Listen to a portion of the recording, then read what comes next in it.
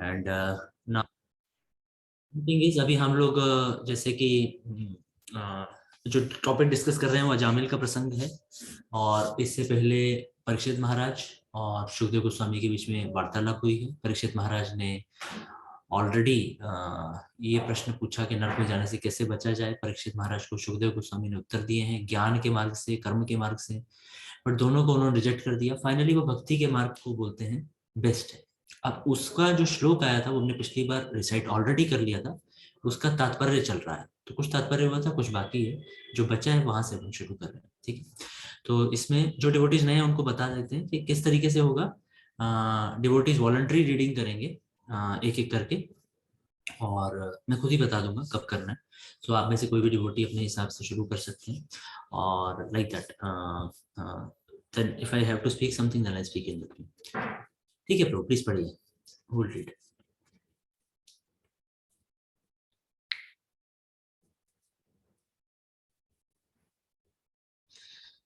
Yes, okay Rishabh pro, maybe you can start. Padma Purana में एक उक्ति है कि जिन व्यक्तियों के हृदय भगवान विष्णु की भक्ति के प्रति अनुरक्त हैं, वे जीवन के समस्त पाप फलों से तुरंत मुक्त कर दिए जाते हैं। ये फल सामान्यतः 4 अवस्थाओं में रहते हैं। इनमें से कुछ तुरंत फल देने वाले होते हैं, कुछ बीज के रूप में रहते हैं, कुछ अव्यक्त रहते हैं और कुछ वर्तमान में संबंधित होते हैं। ऐसे सारे फल भक्ति द्वारा तुरंत निरस्त हो जाते हैं। जब किसी के हृदय में भक्ति उपस्थित होती है तो पाप कर्म करने की इच्छाओं के लिए उनमें कोई स्थान नहीं रह पाता। पाप में जीवन अज्ञान के कारण होता है, जिसका अर्थ है ईश्वर के नित्य दास के रूप में अपनी स्वाभाविक स्थिति को भूल जाना। किंतु पूर्णतः कृष्ण भावना भावित होने पर उसे अनुभूति होती है कि वह ईश्वर का नित्य दास है। Thank you so much. तो यहाँ पर बहुत इंपॉर्टेंट कॉन्सेप्ट बताए जा रहे हैं, हमने पिछली बार भी डिस्कस किया था। जो पाप है वो किस तरीके से होता है, एक आप समझ सकते हैं बीज बोने के समान है। मान लीजिए मैंने मेरे अंदर कोई पाप की इच्छा है, वो बीज की तरह है। वो बीज ओके, यहाँ पर जो है अगर मैंने मान लीजिए कोई पाप किया तो बीज बो दिया, ठीक है, और फिर उसके बाद वो अंकुरित होगा, उससे पेड़ निकलेगा, फल निकलेगा। बीज से फल होने में टाइम लगता है, इसलिए पाप करने और पाप फल आने में समय लगता है, बीच में टाइम गैप रहता है। अलग अलग पापों का अलग अलग टाइम गैप रहता है। और यहाँ पर बताया, इसके अलावा बीज को आप दूसरे तरीके से भी देख सकते हैं कि बीज मतलब पाप करने की इच्छा। तो किसी के अंदर पाप करने की इच्छा है, वो एक आप में अपने आप में प्रॉब्लम है, क्योंकि वो बाद में प्रेरित हो। Hare Krishna, please please mute project कौन जो भी डिवोटी है। Hare Krishna, may be you can mute yourself. हाँ, थैंक यू, ठीक है, चलिए।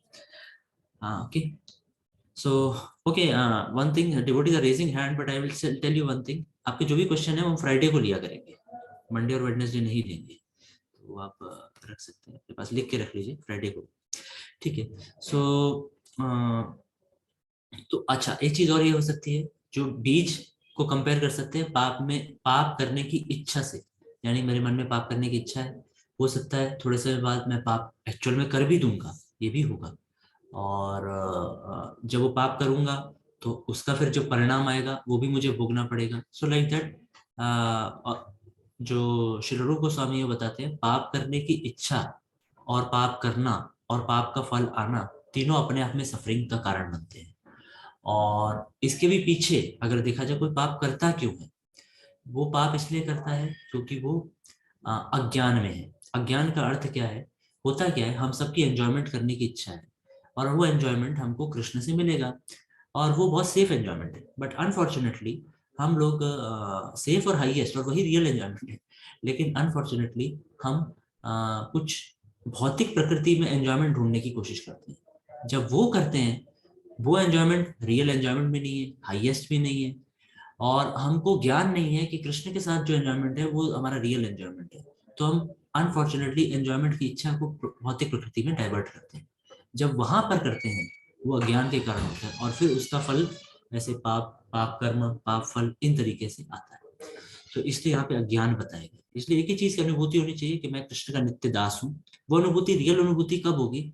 जब कृष्ण की सेवा करने में, कृष्ण का नाम जप करने में मुझे आनंद आता है रियल में, तब वो अनुभूति होती है। ठीक है, तो ये सब थोड़ा एक्चुअली मैं इसलिए इतना समझा रहा हूँ क्योंकि एक तो हिंदी है, कई लोगों को हिंदी समझ नहीं आएगा, दूसरा कॉन्सेप्ट अपने आप में टेक्निकल है, तो इसलिए समझना बहुत जरूरी है यहाँ पे क्या बताया जा रहा है। One more thing is told, Padma Purana का ये है जिसमें बताया गया कि कुछ तुरंत फल देने वाले, कुछ बीज के रूप में, कुछ अव्यक्त रूप में, कुछ वर्तमान रूप में, श्लोक उसमें आता है। भक्ति के साथ, एकमात्र भक्ति के साथ ही ये एडवांटेज है। पाप फलों को भी खत्म कर देगी, मैंने कोई पाप किया पीछे उसका फल आने वाला है, उसको भी खत्म कर देगी। फ्यूचर में कोई आएगा उसको भी खत्म कर देगी। पाप करने की जो पीछे इच्छा थी उसको भी खत्म कर देगी, और पीछे जो अज्ञान जिसके कारण सब शुरू हुआ था उसको भी खत्म कर देगी। ये कर्म से और ज्ञान योग से, दोनों से नहीं हो सकता। Okay, so thank you. ठीक है प्रभु, आगे पढ़ सकते हैं इसको। हाँ, some other devotee can read.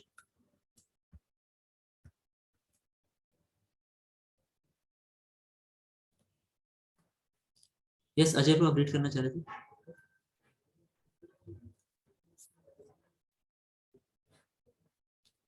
Okay, Suman, okay, yes yes Ajay प्रभु बोलिए।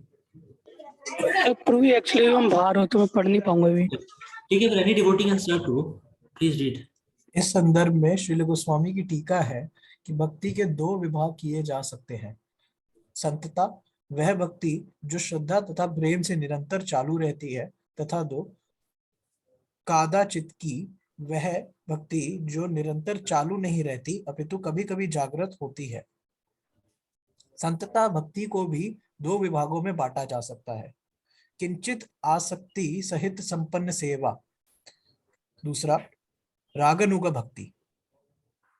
कादाचित की भक्ति के तीन विभाग किए जा सकते हैं। पहला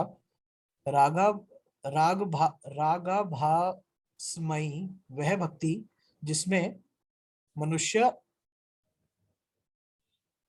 अनुरक्त प्राय होता है।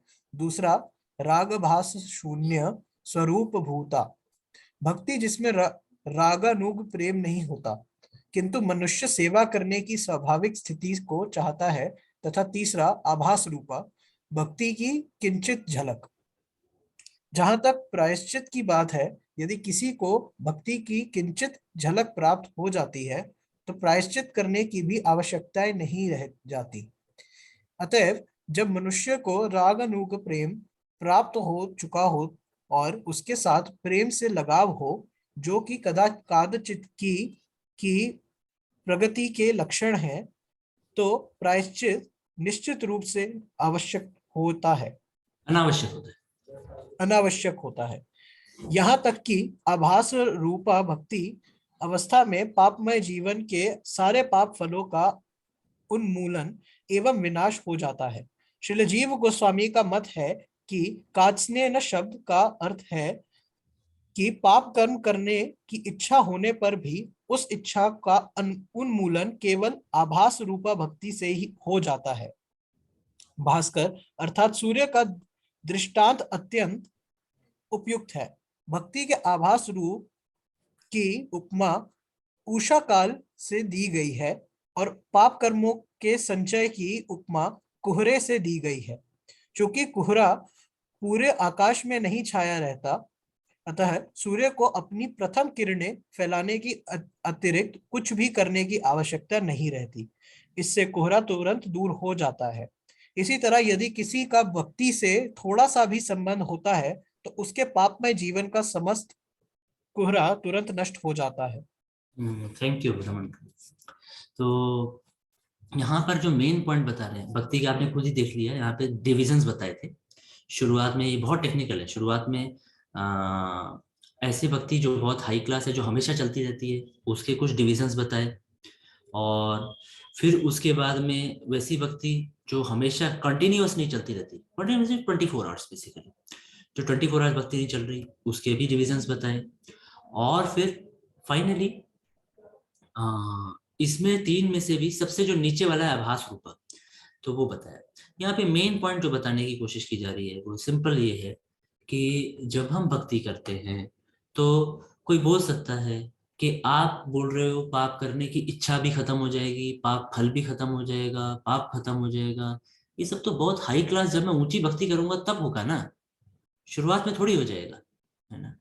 लेकिन यहाँ पे बता रहे हैं सबसे लोअर लेवल जो भक्ति है, आभास रूपा, और वो भी कंटिन्यूअस नहीं चल रही है, वो भक्ति भी अगर कोई करता है उसके अंदर पाप करने की इच्छा भी खत्म हो जाएगी। मतलब भक्ति की शक्ति इतनी स्ट्रांग है, लोएस्ट लेवल पे भी व्यक्ति को बहुत ऊपर उठा सकती है।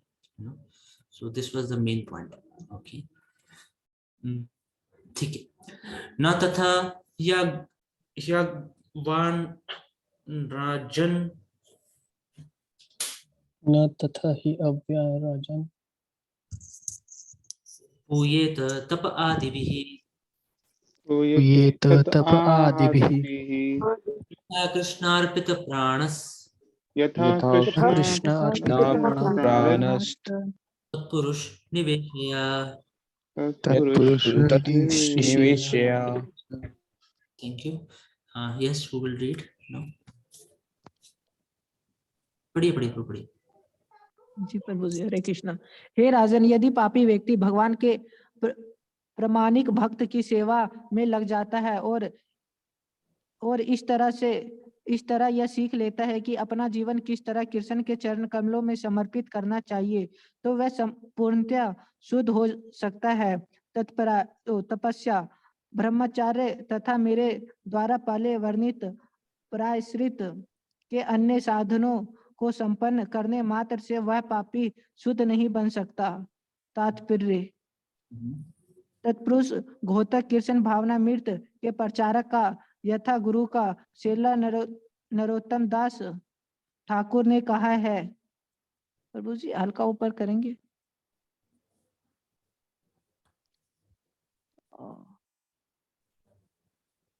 प्रभु जी हल्का, हाँ।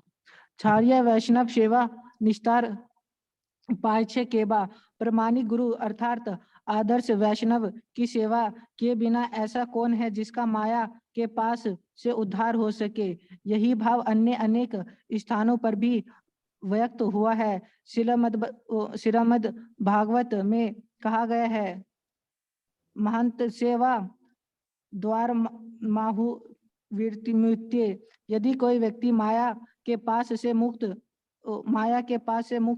मुक्ति चाहता है तो उसे शुद्ध भक्त महात्मा की संगति करनी चाहिए। महात्मा वह है जो 24 घंटे भगवान की प्रेमा भक्ति में लगा रहता है, जैसा कि भगवत गीता में श्री कृष्ण कहते हैं, महात्मानस्तु माम पार्थ देवी प्राकृतिक आश्रिता भजन्ते नये मनस्सो ज्ञानत्वा भूता दिव्यम। हे पार्थ, मोह मुक्त महात्माजन देवी प्रकृति के संरक्षण में रहते हैं। वे पूर्णतः भक्ति के निगम रहते हैं, क्योंकि वे मुझे आदि तथा अविनाशी पूर्ण पुरुषोत्तम भगवान के रूप में जानते हैं। इस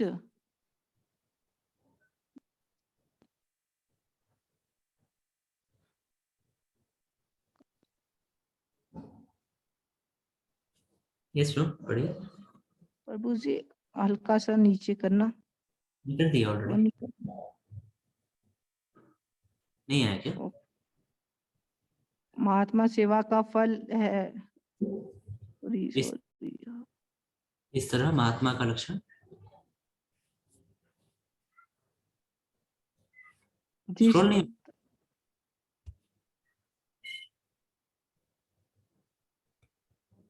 इस तरह महात्मा का लक्षण यह है कि कृष्ण की सेवा के अतिरिक्त उसके पास कोई अन्य वस्तुता नहीं रहती। पाप फलों से मुक्त होने आदि कृष्ण भावना मृत को जागृत करने तथा कृष्ण प्रेम करने में प्रशिक्षित होने के लिए मनुष्य को वैष्णव की सेवा करनी चाहिए। ये महात्मा सेवा का फल है। निसंदेह यदि कोई शुद्ध भक्ति की सेवा में की सेवा में लग जाता है तो उसके पापमय जीवन के सारे फल स्वतः नष्ट हो जाते हैं। भक्ति की आवश्यकता पापों के तुच्छ ढेर को नष्ट करने हेतु ही नहीं अपितु कृष्ण के प्रति हमारे सुप्त प्रेम को जागृत करने के लिए भी पड़ती है। जिस तरह सूर्य प्रकाश की पहली झलक पाते ही कोहरा दूर हो जाता है, उसी तरह शुद्ध भक्त की सेवा प्रारंभ करते ही उसके पाप फल स्वतः नष्ट हो जाते हैं।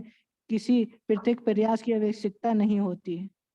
Thank you. तो यहाँ पे थैंक यू सुंदरम ब्रो। यहाँ पे मेन पॉइंट जो बताया जा रहा है उसको फोकस करते हैं। सिंपल सा है कि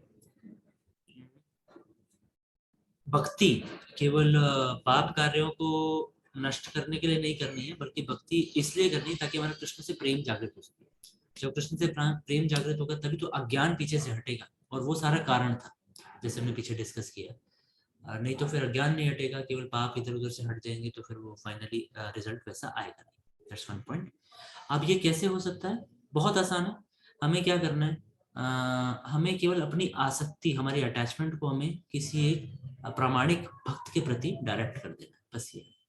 if we simply start serving a devotee, एक भक्त की अगर हम सेवा करते हैं, एक महात्मा की सेवा करते हैं, तो फिर हमारे जो पाप कार्य हैं, वो पाप फल है, वो सारे नष्ट हो जाते हैं और भक्ति में भी हम आगे बढ़ते हैं।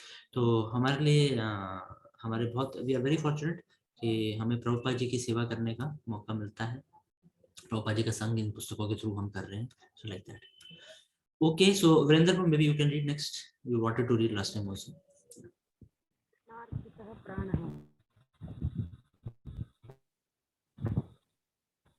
कृष्णार्पित प्राण शब्द उस भक्त का द्योतक है जो अपना जीवन कृष्ण की सेवा करने में अर्पित कर देता है, न कि अपने नारकीय जीवन के मार्ग से बचाए जाने के लिए।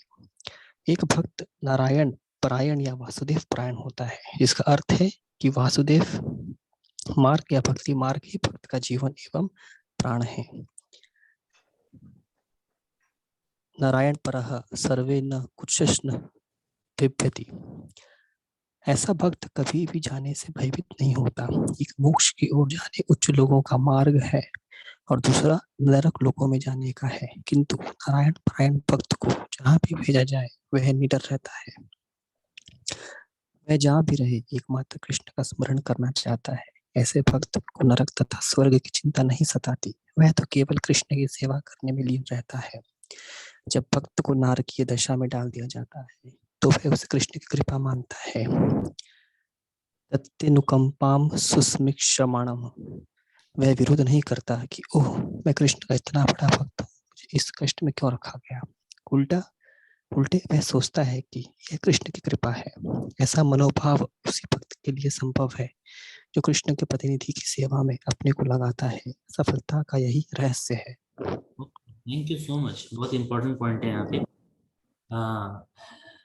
कई बार ऐसा हो सकता है कि कोई डिवोटी, मान लीजिए, ऐसे मतलब जनरली नहीं होता, बट मान लीजिए अगर भगवान की इच्छा से किसी को नरक में जाना पड़े, जैसे अभी प्रहलाद महाराज नीचे के लोकों में रहते हैं एज ऑफ नाउ बलि महाराज के साथ में, तो अब वहां पर भी रहते हुए कोई भक्त अगर है तो डरता नहीं है कि वहां नरक में जाना पड़ेगा, सब परेशान नहीं होता, तो क्योंकि वो हमेशा कृष्णा कॉन्शियस रहता है।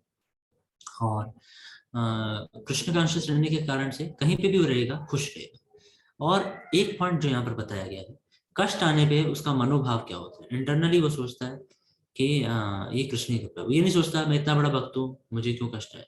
नॉर्मली आप जितना मर्जी समझा लो, होता क्या है, जैसे ही कष्ट आता है वो हमारे लिए बहुत टेस्टिंग टाइम होता है। सब बड़े से बड़े भक्त उस समय पे डिस्टर्ब होने के चांसेस रहते हैं।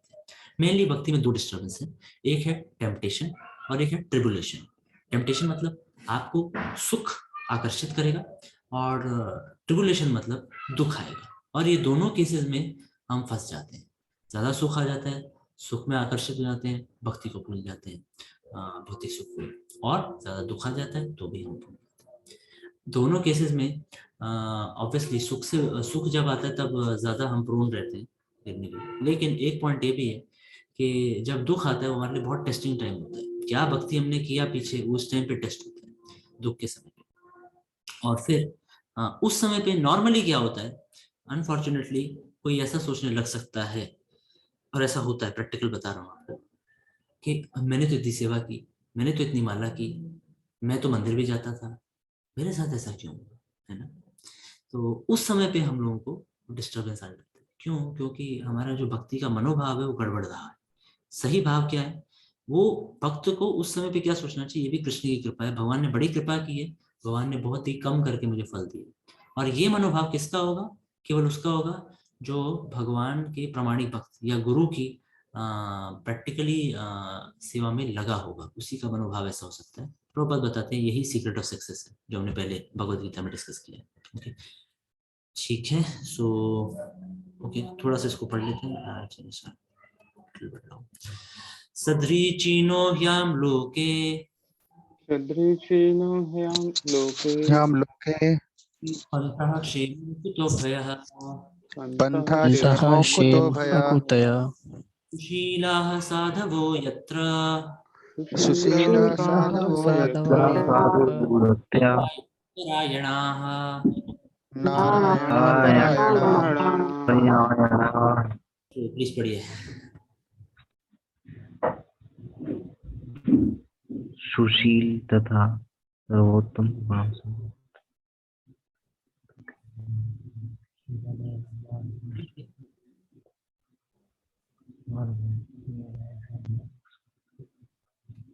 Yes, bro, who's reading? Please पढ़िए।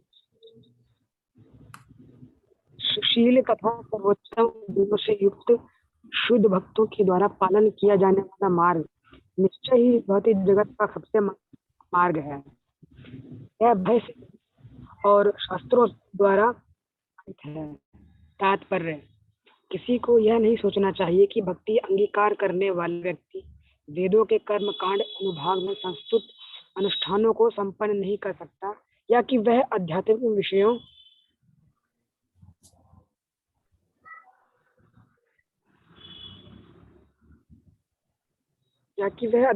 पर चिंतन करने के लिए पर्याप्त शिक्षित नहीं है। मायावादी सामान्यतया यह आरोप लगाते हैं कि भक्ति मार्ग स्त्रियों तथा अशिक्षितों के लिए है। यह निराधार आरोप है। भक्ति मार्ग का अनुसरण अत्यंत विद्वान पंडितों तथा श्री चैतन्य महाप्रभु तथा रामानुजाचार्य जैसे गोस्वामियों द्वारा किया गया है। भक्ति मार्ग के ये ही वास्तविक अनुगामी हैं। कोई चाहे शिक्षित या उच्च कुलीन हो या ना हो, उसे इनके ही पदचिन्हों का अनुसरण करना चाहिए। महाजनों येन गतः सपंथः, मनुष्यों को महाजनों के मार्ग का पालन करना चाहिए। महाजन वे हैं जिन्होंने भक्ति के मार्ग को ग्रहण किया है।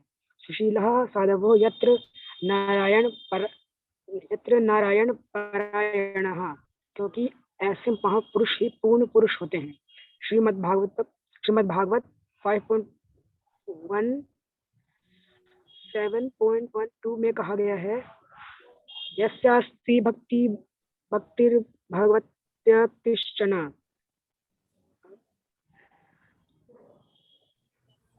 यस्यास्ति भक्तिर्भगवत्यकिंचन सर्वे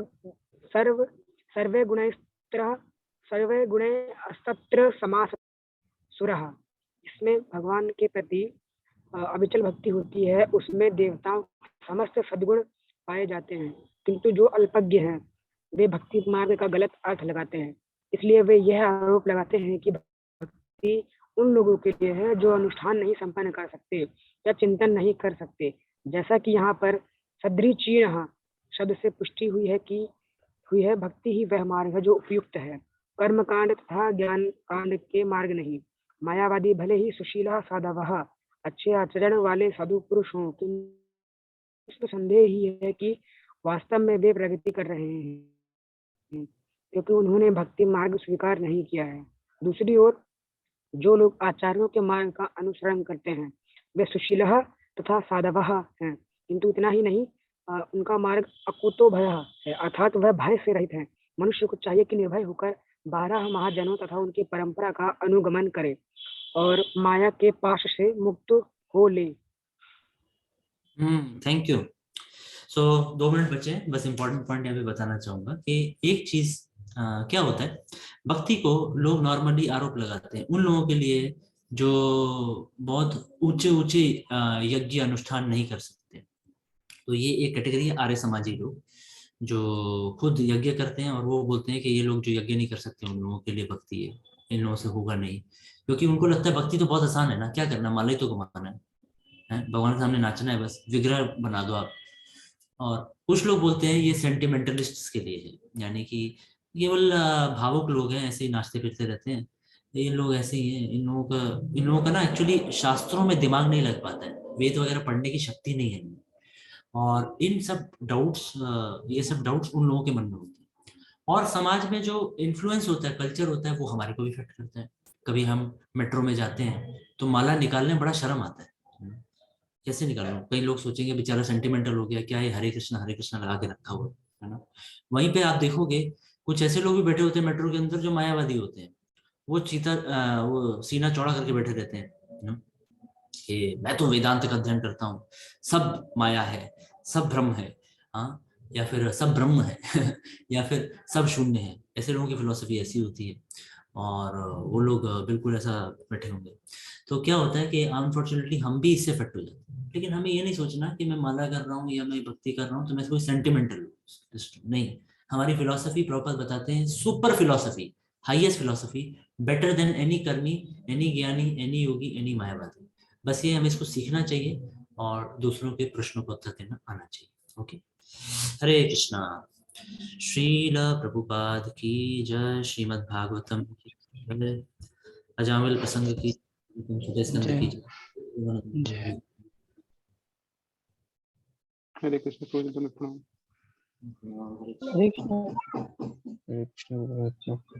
हरे कृष्णा प्रभु जी, दंडवत प्रणाम। हरे कृष्णा, दंडवत प्रणाम प्रभु जी।